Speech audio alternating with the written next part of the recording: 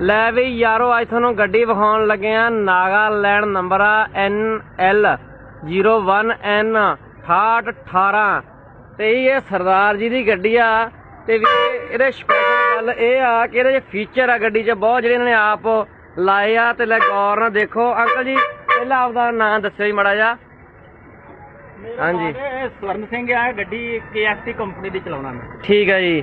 ते इन्होंने मतलब कि आपदे आ फीचर लाए आ कुछ क। पहला फीचर तुहानूं दिखाउने आ। वेखो जी सीट ते मतलब कि कोई भी बंदा नहीं बैठा।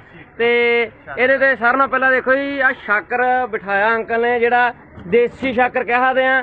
ते मतलब कि बहुत ज़्यादा वधिया वा। जदों आ हुण तुहानूं बह के विखाउणगे। जूम कर लेंगे। हाँ जी। ते जमा सस्ता ते सारे नालों वधिया ड्राइवर वास्ते ही एक नंबर चीज़ बनाई आ। इहनूं कहंदे आ जट दे दिमाग दी काढ़। ठीक है जी। ते ये तुहानूं दूजी चीज़ विखाई जाऊगी। इहदे सेंसर सिस्टम कीता सारे नालों सस्ता ते सारे नालों वधिया मैनूं लग्गा जिहड़ा आ। वेखो जी इहदे विच कोई तार चोर लभ नहीं सकदा जां कित्थे सेंसर लगा कोई भी मतलब कोई दिखदा ही नहीं गा, क्योंकि ये अंकल जी ने दिमाग ना जी अंडर मल के अंदर कीती हुई आ। इहदे अंदर सिस्टम, क्योंकि जो भी ये खोलूगा कोई चोर इनू कोई ती यह बजूगा। देखो जी अंकल जी बजा के विखाओ।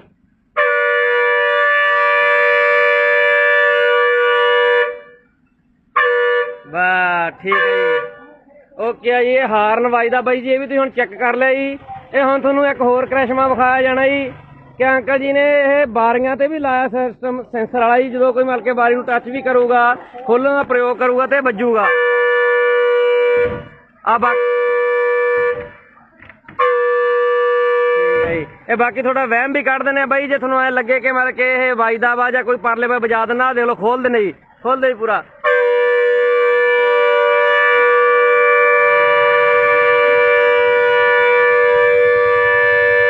वाह देख लो जी तुक्की कड्ढी पई आ। ते इदां दे प्रयोग करते रहने चाहिए आ जिहड़े अपने सामने आउण, इसलिए तुहानूं विखाए। अंदर पता लगेगा ब्रेक मारेगा। हाँ जी एक ही अंदर बत्ती लाई है जी अंकल जी ने, जिहड़े ब्रेक मारिया तो मतलब कि पता लगदा जी ते गड्डी ब्रेक फड़दी आ जां छड्डदी आ। वो भी मतलब कि वायर सिस्टम कीता होया जी इन्हां दा इत्थे।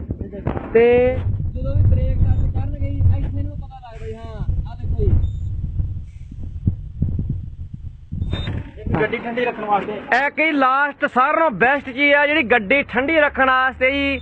अंकल जी ने मतलब कि आप ये बदलाव किए थोड़े जे कि चढ़ाई ते गड्डी कदे गर्म ना होगी।